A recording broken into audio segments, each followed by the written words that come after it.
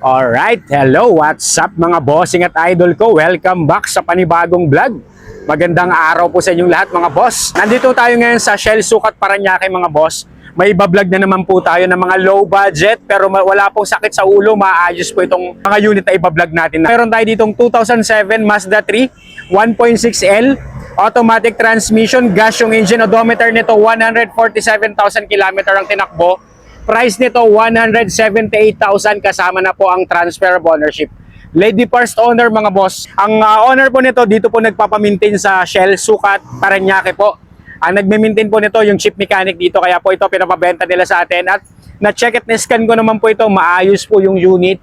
Wala pong issue, wala pong problema.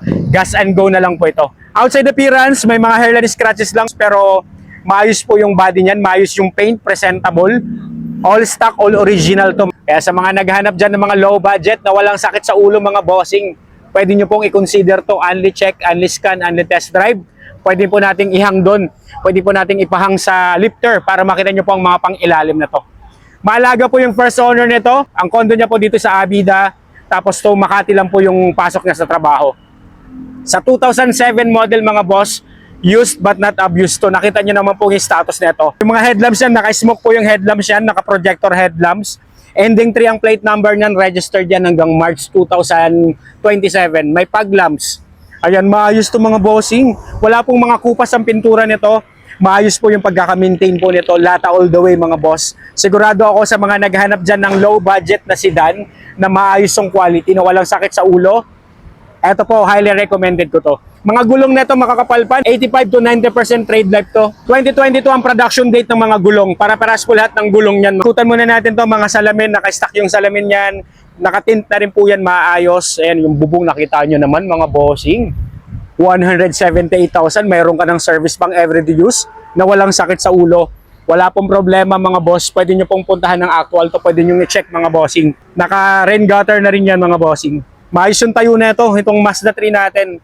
Ay, nakita nyo naman po yung tayo niyan. Yan, may mga sinabi ko po sa inyo sa bumper sa likod. Meron lang siya mga hairline scratches, may mga scratches pero hindi po siya pangit tingnan. Presentable, outside appearance. Mga taillight, maayos yung mga taillight na ito. Walang problema. Tsaka mamaya ipapakita ko sa inyo yung interior. Kahit po yung mga upuan nito, makikita nyo kung paano po na-maintain to. Kaya kung low budget ang hanap mo na sedan, pwede nyo pong i-consider to. O, silipin na po natin. Huwag na nating patagalin. Silipin nyo yung interior nito. Ayan. Shoutout pala sa mga kababayan nating OFW, sa mga viewers natin dito sa Pinas. Ayan, shoutout sa mga kabatch ko po dyan sa Samar. Maupay nga adlaw sa iyo katanan din mga batch. Mga kababayan kong taga Samar dyan, maupay nga kulop pa yung katanan. Ayan, nakita nyo naman yung sidings niyan mga boss. Dashboard, mga upuan, maayos yung fabric seats. Goods pa to. Stock lang po yung nadagdag lang po dito. Nalagyan lang po ng dash camera installed to. Yung ceiling yan maayos. Tsaka wala pong damage, walang punit ang upuan. 178,000 kasama ang transfer of ownership. Ano pang hinahanap nyo? Sa mga naghanap dyan ng low budget, mayroon ka ng sedan na maayos. Kahit yung mga pang-ilalim na to, upon test drive, wala po itong unwanted noise, tsaka shifting smooth. Wala po itong kaldag, wala po shift shock to. Walang delay sa shifting, maayos sa 2007 model. Malakas sumatak mga boss. Ayan, lipat tayo sa kabilang side. Oh, ayan oh, nakita nyo naman dito sa may driver's side oh. Alagang-alaga to. Tsaka yung 147 na tinakbo, legit po, money back if tampered tayo. Wala pong lundo, tsaka yung foam buong buo. Buong buo yung foam, walang punit yung fabric seats. Maayos to. Na-maintain talaga to ni Madam. Actually, nakita ko siya nung isang araw po dito bago niya ibenta to, bago ipabenta niya. Sabi niya, alagang-alaga nyo yung unit, tsaka sana daw maingatan ng second owner yung sa mga gagamit po nito. Sabi ko, ako pong bahala dyan, hahanapan natin ng owner yan na aalagaan tong unit mo. And meron lang siya sa mga gilid, syempre puti ito, may mga yellowish lang siya dito pero pag nakasara naman hindi naman halata kasi hindi pa nga po ito na bababing or napapapinturahan niya. And actual mileage not tampered, 147,000. Start po natin yung engine, wala po tayong binabago dyan, lahat po, nakalutang po lahat dyan. One click, one start, napaka-smooth po ng under neto, tsaka kagandahan nito, malamig ang aircon kasi po bagong palit po ang evaporator, bagong palit ang compressor. Tapos yung battery, last October niya lang daw binili. Marami po siyang ni-replace bago niya binenta. Sa likod, dalawa bagong shock. Kaya swerte din pong makakuha nito. Ayan po yung ating dash camera po. Ayan, kita niyo po yung ating dash camera. Meron na po kasi itong dash camera installed and kita niyo po sa likod. Open po natin yung aircon. Wala pong problem sa unit mga bossing kasi alam niyo naman po kahit low budget to, hindi ako magbablog. Salang-sala lang pong ibablog ko ng mga low budget. Gusto ko kahit low budget, ma-enjoy po ng bibili. Hindi naman yung low budget lang tapos bahala ka na kung bahala na yung gagamit, bahala na yung susunod. Ayoko po ng ganun. And manual and booklet, lahat ng resibo ng pinagawa nandyan po. Andyan po yung mga resibo ng mga pinagawa niya. Iniipon niya daw po yung resibo para alam po ng susunod na bibili, na sunod na gagamit kung ano pong history, kung anong mga pinalitan niya po mga bossing. Nakita niyo naman po yung dashboard niyan. Malamig ang aircon, wala pong problem sa aircon. Garantisadong maayos yung unit natin. Shifting na to, smooth ang responsive ang shifting. Walang kaldag, wala pong delay sa shifting. Malakas sumatak to, tapos meron tong Tiptronic shifting kung ima-manual mo, plus minus. Ayan, sulit na sulit to mga boss. Sa 2007 model, 178,000 kasama ang transfer of ownership. Dare to compare, kagaya ng sinasabi ko mga bossing. Lagi nyo pong ikukumpara sa mga unit na makikita nyo. Baka yung mga ganitong year model, baka marami na pong sakit na pagawain or lasog-lasog na. Eto, maayos po yung pagkaka-maintain yan. Wala po tayong problema sa unit, wala pong magiging sakit sa ulo tong unit natin. 100% not flooded unit, 100% no accident history. Tapos po mga boss, kompleto ang mga papel nito, ready for transfer, LTO and HPG verified po lagi tayo sa mga binibenta nating unit. Garantisadong maayos po talaga. Check natin engine bay nito. Ayan mga boss, check nyo naman engine bay nito under the hood. Ayan, sinasabi ko, bago ang compressor niyan, bago compressor, bagong evaporator, yung battery niyan, sinabi ko na po sa inyo, last October lang binili, nagpalit na po ito ng engine support. Ayan, dalawang engine support pinalitan, dalawang shock sa likod bago. Kaya eto po, condition to kasi bago ko po ibenta, I'll make sure na maayos yung unit. At talagang gas and go pag ako nagbablog mga bossing. Ayan, smooth and quiet engine. Wala po itong talsek, walang usok, wala pong blow by ito, wala pong overheat history. ATF, okay po yung ATF nito, malinaw pa po ATF, tsaka wala po pong delay sa shifting to mga bossing. Kaya sinasabi ko sa inyo, swerte pong makakuha nitong unit natin. No talsik, no usok, no blow by, napaka-smooth ng andar ng makina. Wala siyang mga unwanted na vibration o unwanted noise. Wala, smooth na smooth. Smooth ang idling natin, nag-automatic shut off yung fan. Kaya, ayan, sa mga kababayan natin naghanap ng low budget, na walang sakit sa ulo na maayos, highly recommended ko to. Ready for long drive. Another low budget na subcompact crossover mga bossing. Meron tayo ditong 2004 Mitsubishi Outlander 2.0 GLS all-wheel drive, automatic transmission, gas yung engine nito, odometer nito mga bossing, legit 100%. 63,000 km lang ang tinakbo nito. Galing po ng first owner, money back if pampered mga boss. Ito po yung mga original Japan pa po natin na Mitsubishi Outlander. Kagwapo ng unit, solid po ang body nito. All stock, all original, wala pa pong binabago dito. Yung mga gulong niya na 4, bago po lahat. Ayan, mga headlight niya, naka-smoke ang headlight niya, naka-halogen headlamps, may fog lamps, ayan. Ending 4 ang plate number nito, registered din to hanggang April 2027. Maayos to, ako na pong nagsasabi sa inyo sa mga naghahanap nito. For only 198,000 kasama na po ang transfer of ownership. Paikot po, presentable outside appearance. May mga konting scratches lang po ako nakita, pero overall appearance, presentable. Kaya sa mga kababayan natin naghahanap ng mga low budget na maayos, na walang sakit sa ulo, eto rin mga boss, tsaka ang taas din ng ground clearance nito. All-wheel drive pa mga boss. Tapos may roof rail, wala pong mga kupas-kupas ang pintura nito.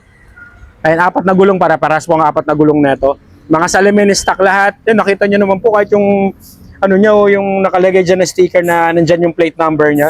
Nakadikit pa po dyan mga boss. Urig-urig pa po to lahat. Wala pa pong binabago. Lahat all the way po ito mga boss. Ang kapal ng body nito. Solid na solid ang body. Ay mga taillight nito. Tsaka pwede nyo pong puntahan tong mga bossing. 4WD nakalagay po. 4WD. 4-wheel drive. Outlander GLS mga boss. Mga taillight buong buo. Maayos yung unit natin na to. Lalong-lalo na pag nakita nyo po yung interior nito. And mga bubong wala pang kupas yan. Silipin nyo na interior nito. Ay, nakita nyo naman mga bossing, sa 2004 model, well-maintained and well-preserved unit din to. Talagang pag nakita nyo to, ma-amaze din kayo kung paano naman po tinago to ng mga first owner. Actually, yung first owner, marami po siyang sasakyan, kaya hindi to masyadong gamit. Makikita nyo po ito, yung upuan na to sa 2004 model, nakita nyo po halos hindi na upuan din po yan. 63,000 km lang po ang tinakbo na ito mga boss. Ayun, mga upuan, yung fabric seats, iba talaga pag mga gawa. Ito mga pure Japan pa to. Solid na solid ang makina. Makikita nyo naman po mamaya yung intake. Tsaka ito po, yung ano niya, yung leather niya na ano, maayos pa po yung leather niya na steering wheel. Maayos pa po itong unit natin mga bossing. Talagang na-maintain to, tsaka yung stock mating nandyan pa po, yung Mitsubishi. Yung nakita nyo naman kailaliman, oh. 2004 model to, ah. And nandyan pa yung mating na stock Mitsubishi. Maayos tong unit natin. Ganun din sa kabilang side. All stock, all original din to mga boss. Sealing maayos. Ayan, start natin yung engine nito. Panalong panalo to sa 198,000 mga boss. Legit. Ayan, 63,090. To be exact po yung mileage nito, money back, if pampered mga bossing. Start natin yung engine. One click, one start, napaka-smooth. Wala pong mga unwanted noise sa pag-andar, wala pong mga shaky-shaky dyan. Goods na goods to mga boss. Open natin yung aircon. Ay, nakita nyo naman yung stereo, Mitsubishi Motors. Stock na stock to. Tsaka malamig ang aircon, syempre. Shifting nito, yun po yung shifting. Wala pong ni kunting kaldag to, shift shock, wala. Neutral drive. Tiptronic na rin to. Kung gusto nyo yung manual mode, yan, may Tiptronic na rin siya dyan. Yan. Pero maayos po ito. Bagong change oil, pwede kayo magdala ng sarili yung mekaniko. May kunting ano po ng transmission shifting, wala po ito. Walang kaldag, walang delay po ito. Malakas sumatak po, gawa ng 4-wheel drive din to, kaya wala tayong magiging problem sa takbuhan na ito. Nakita nyo naman yung side, yung hibla ng fabric niya. Sidings, maayos. Pag nakita nyo to, sigurado po akong magugustuhan nyo to. May dash camera, installed na rin siya na aftermarket. Maayos to mga boss, tsaka malamig ang aircon. Gas and go ko na lang din dito mga boss. Ito yung second row natin. Actually, yung na-request ko nito, yung sa trunk sa likod, yung hold stand stay, yun na lang pong in order na pero papalitan. Yun po yung kinonsern ko sa owner dito. So, pwede rin po natin puntahan. Pumunta kayo dito, isasampa rin po natin sa lifter. Nandito tayo sa Shell. Ayan, ilalagay rin po natin yung unit na to para makita nyo rin yung mga pang-ilalim. Yun, nakita nyo naman yung mga upuan, mga boss. Kagwapo na ito. 198,000. 63,000 ang milyahe. Wala ka nang hahanapin dito. Walang sakit sa ulo, ako na pong nagsasabi sa inyo. Tsaka yung fabric seats nito sa second row. Ayun no, mga boss. Kompleto lahat.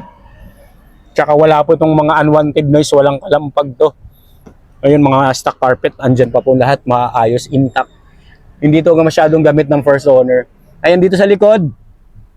Ayan po yung ano natin, yung cargo bay natin. Kaya sa mga kababayan natin naghahanap nito mga bossing, pasok na pasok sa mga budget. Low budget to na maayos. Ayan. Ayan yung papalitan natin. In-orderan na po natin yan, yung hold stand stay po. Ayan, hold stand stay lang po ang papalitan natin. The rest, all goods na po yan. Wala na po tayong papalitan. Tsaka meron pa siyang privacy cover dyan. No? Ayan. Ayan po, luwag po nito pag marami kayong ikakarga. Pwede nyo pong ano to, pang long drive mga bossing. Wala pong problem sa long drive to. Condition na condition to. Tapos yung makina, makikita nyo naman yung status. Check natin. Wala po siyang kahit kunting mga vibration dyan. Ayan, panalo pa to. Ayan, pag kinuha nyo to, papalitan natin. Ayan po yung na-request ko. Hold stand stay, medyo mahina na yan. Pero na-requestan ko na po yan. Yun na lang po yung nakita kong issue.